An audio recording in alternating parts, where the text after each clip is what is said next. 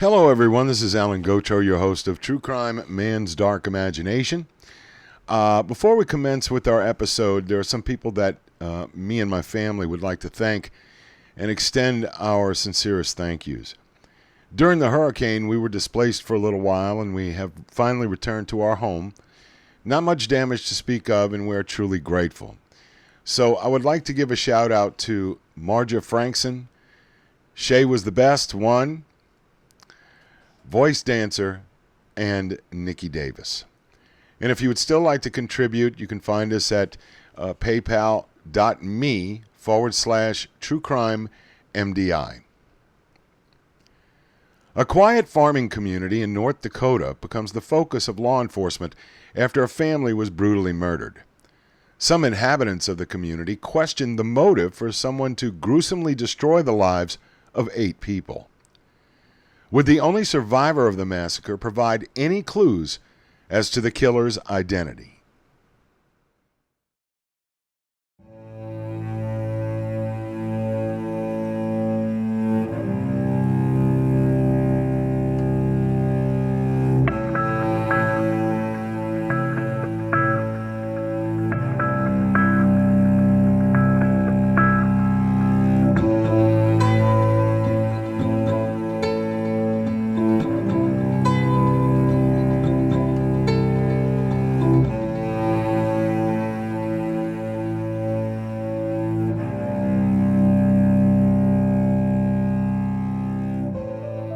Early one April morning in 1920, John Kraft made his way to Turtle Lake, North Dakota, as he did many mornings before.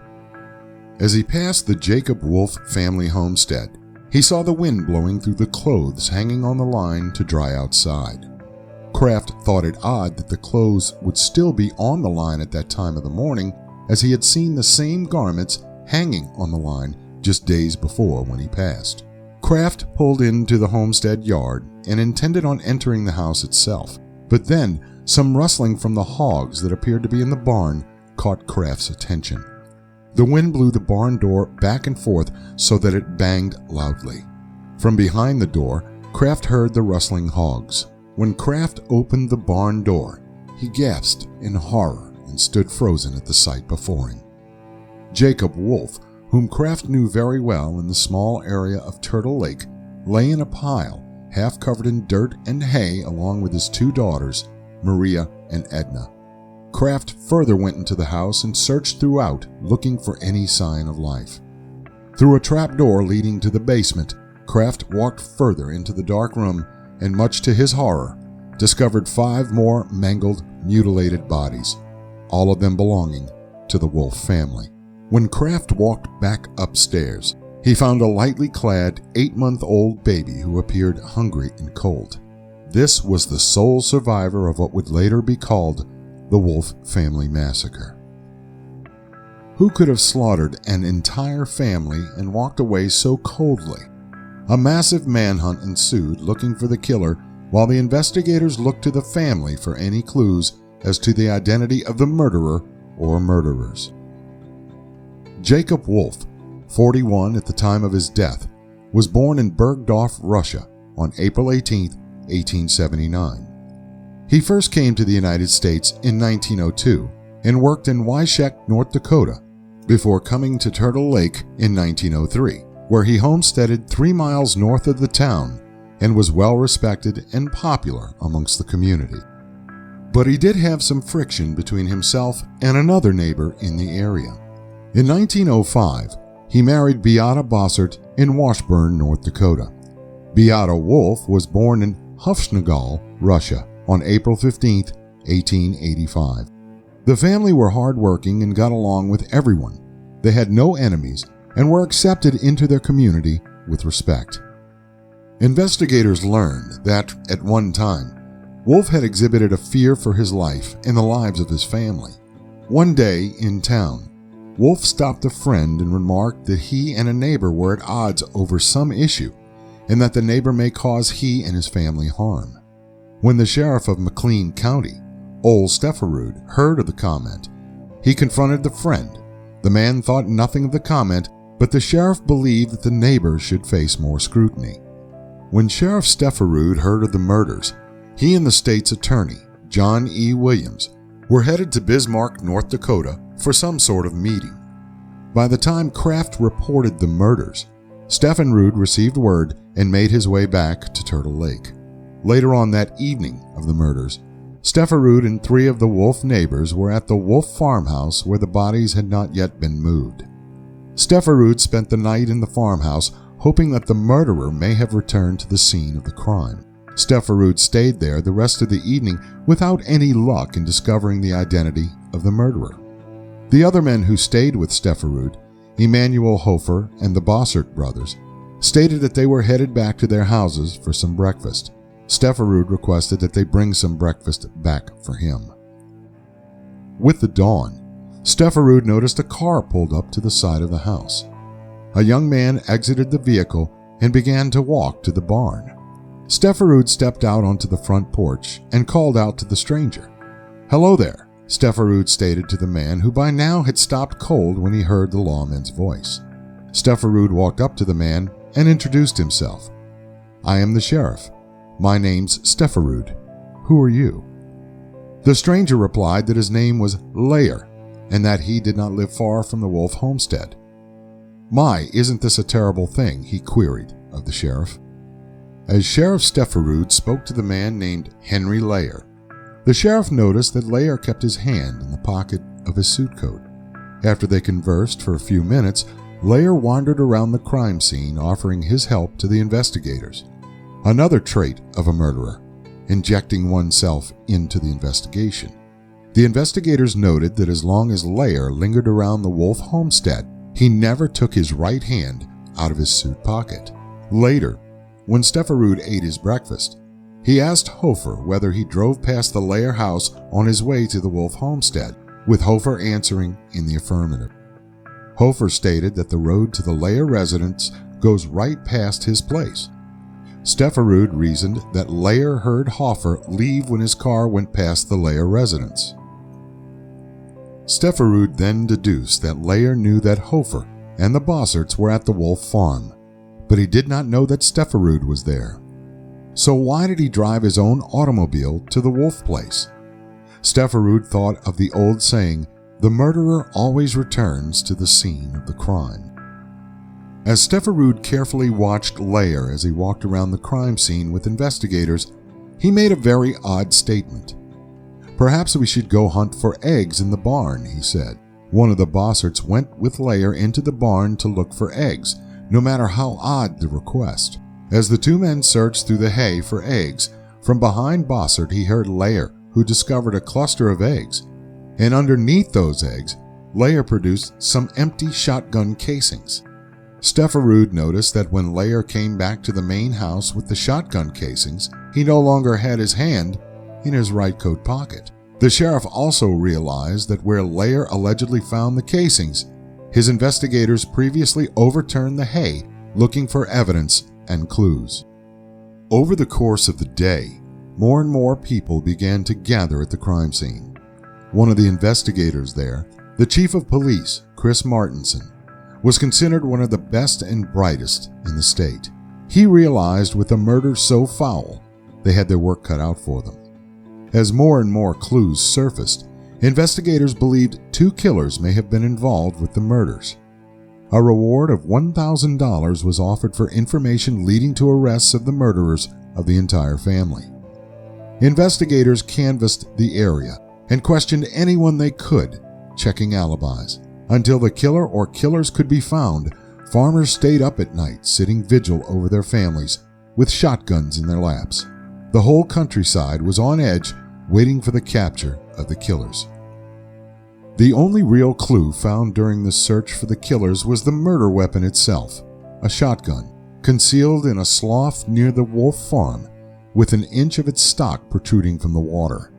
Although doubt existed as to the provenance of the weapon, authorities could not establish the ownership of the shotgun. Several people were arrested, but they were questioned and later released. Sheriff Stefferud remembered the shadowy Layer figure who hung around the crime scene and later tried to inject himself into the investigation.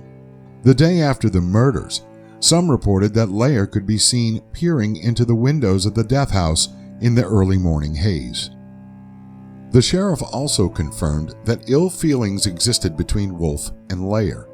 It seems that a dispute arose between the two regarding some livestock that trespassed onto Wolf's land, and Lair owned a cow that Wolf's dog had bitten. Moreover, Lair spread rumors regarding Wolf's personal life, which rumors were not elaborated on completely. 2 days after the murders, funeral services were held for the Wolf family.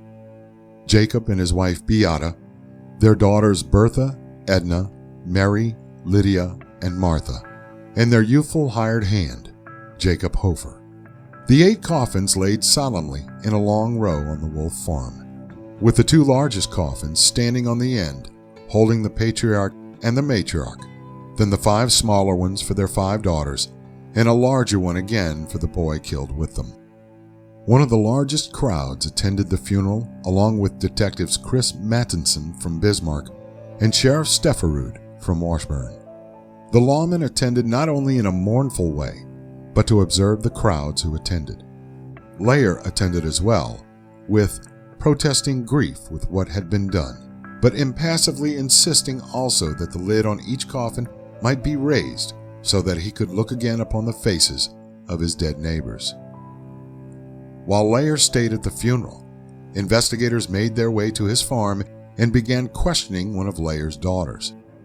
She stated that her father had been missing much of the mornings from the previous week. She could not remember which day, but was sure that he was absent on that one morning, that one of the murders. It seemed that authorities found a viable suspect. As time went on, citizens demanded an arrest in the case. Any arrest seemed to do. The move became desperate as citizens raised $10,000 for another reward.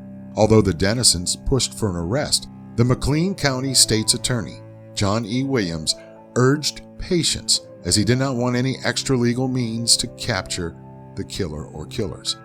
Other special agents arrived to help find the perpetrator or perpetrators. Investigators that garnered some of the most dogged reputations in North Dakota law enforcement arrived. Finally, on May 13, 1920, authorities went to Lair's farm and requested that he come with them. Lair bid his family goodbye without any fanfare. It was like he knew he would not be returning. When authorities finally questioned Lair, he professed his innocence. The next day, the questioning began in seriousness. For hours, Detective Martinson grilled Lair, and he still would not relent.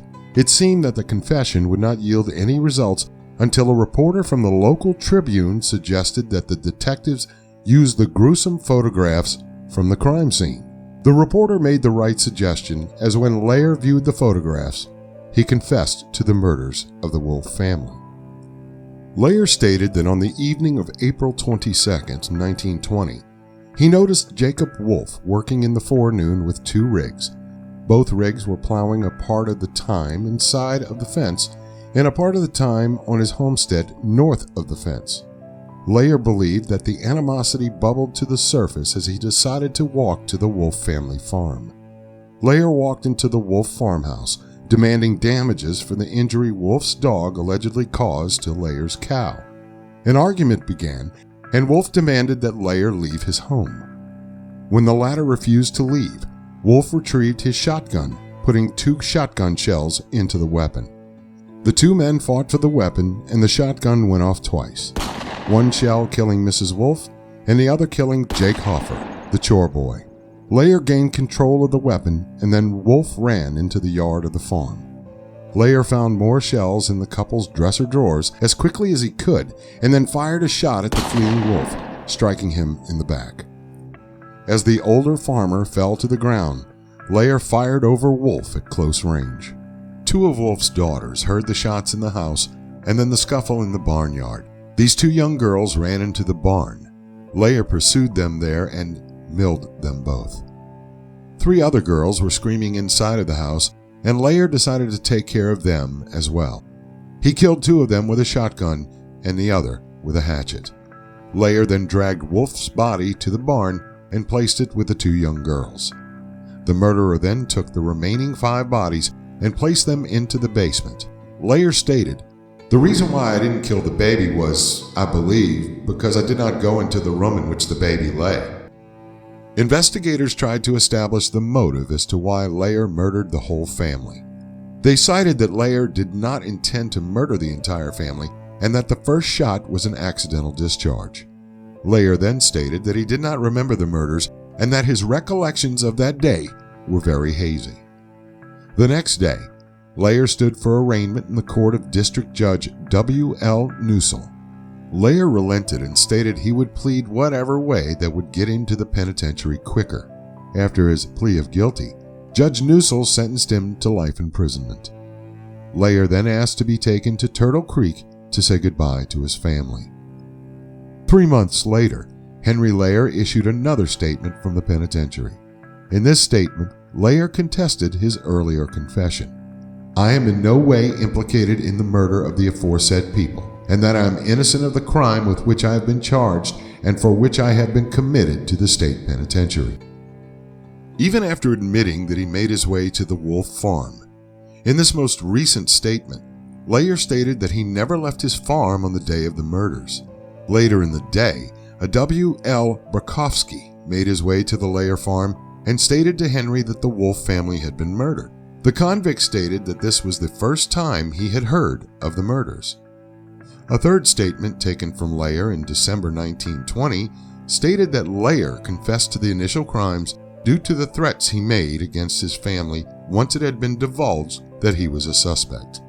Layer also maintained that the officers who questioned him threatened him with violence as well. Linda Layer, Layer's wife, stated that her husband was nowhere near the Wolf residence and was on their homestead the whole day that authorities claimed he murdered the Wolf family. Although Mrs. Layer's rendition was taken into account regarding the culpability of her husband in the Wolf murders, Layer stayed in prison until his death from an apparent appendicitis on March 21, 1925.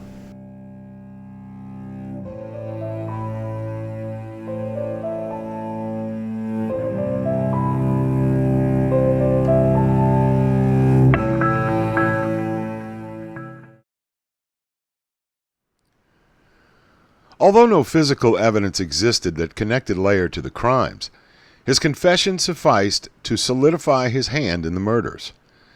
Over the years, questions still remain as to whether Layer's apprehension may have been a political persecution to find a killer very quickly. After all, the pressure that came to bear on law enforcement to find the murderer was immense. To this day, some still believe that Layer may have been coerced into confessing. Turtle Lake, once considered a small immigrant farming community, reeled from the murders for years to come, and remains one of the most infamous cases in North Dakota history. If you would like to support our channel, we are on rumble.com, Subscribestar, Facebook, and Twitter. You can also find us at paypal.me/truecrimemdi if you'd like to contribute to the channel. We are also on buymeacupofcoffee.com, where you can donate some money so we can continue to bring you this programming. Until next time.